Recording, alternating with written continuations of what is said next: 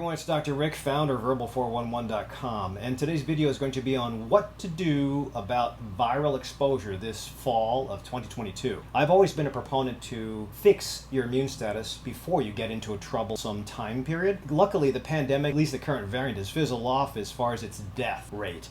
Now, Delta, remember Italy, was just so spooky that everybody just secluded, stopped work, hopefully avoided the bloom. But we still have to worry about Omicron. There are deaths, but they're very limited. There are also deaths with influenza, but usually they're limited. If you don't try to reverse your comorbid conditions, please do. And if you're not sure what to do because your doctor's not empowering you, consider subscribing to me on my YouTube channel or as a patient, and I'll put the links down below.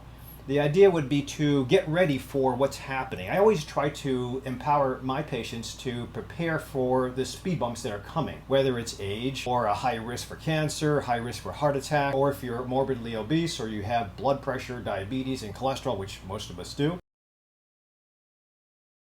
You have to be empowered to not just sequel and quiet down those diseases with medicines, but also reverse those diseases. Maybe you don't even need the medicines.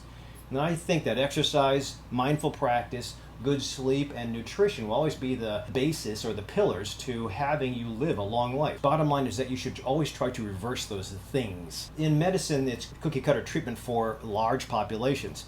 I really think to be successful on reversing disease, you have to have a personalized plan put together. So if your doctor doesn't give you that advice, then you're kind of on your own. You can always consult me on my Herbal 411 page, become a new patient, and I can give you my advice as far as reversal of disease and longevity. With a current flare-up of Omicron, most of my patients are living through it, thank God, compared to Delta. You will have at least 7 to 10 days of feeling bad. Usually it's a sore throat, stuffy nose, headache, a little bit of a cough, and then body aches. Get ready for that, or you can sometimes, when the disease or infection occurs and it passes through your house, you can have preventative treatment. Paxlovid is a new medicine that's put out by Pfizer. If you're vaccinated or unvaccinated, it doesn't matter, but Paxlovid has been shown to decrease the death rate from COVID, at least the current variant. But as you have seen, if you watch the news, President Biden had a rebound to Paxlovid. Pfizer says it's an uncommon or rare problem. If you look at the data, it's not that rare. So you have to be careful. And I think a lot of my colleagues are apprehensive on giving Paxlovid because it's still questionable as far as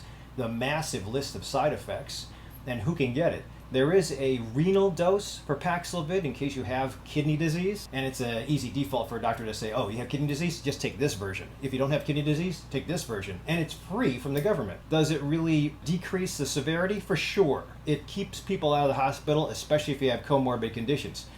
Does it help prevent it if you are in a household and you're exposed? No, the data says it doesn't. You have to weigh it with a grain of salt to figure out, is it good for you? And hopefully your provider will be able to decide with you on the best course of action. I think that ivermectin is still a usable medicine. We had a whole bunch of controversy with regards to a horse pill and side effects, but if you look at the side effects for Paxlovid, you got a long sheet. Look at the side effects for ivermectin, it's a couple sentences. You can still make an informed decision. Honestly, most of my patients are getting through it, whether they're 20, whether they're 30, whether they have diseases, whether they're 70. Most of the patients that I see are flying through the infection, and they have antibodies for this variant.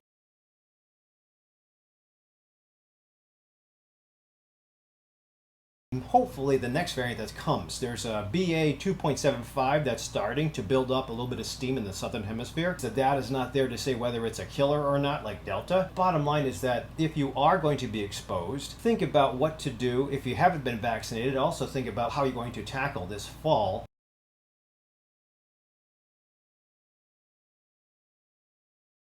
But if you do get infected, I still say that there's a couple of options with medications that you might want to consider. Paxlovid by itself is covered by the government. Ivermectin is not. I use Kiefer Pharmacy in Arlington Heights and Wakanda Pharmacy in Wakanda, Illinois for my patients. And if your doctor doesn't want to give you anything except for take Tylenol, stay at home, isolate, and call me if you get worse,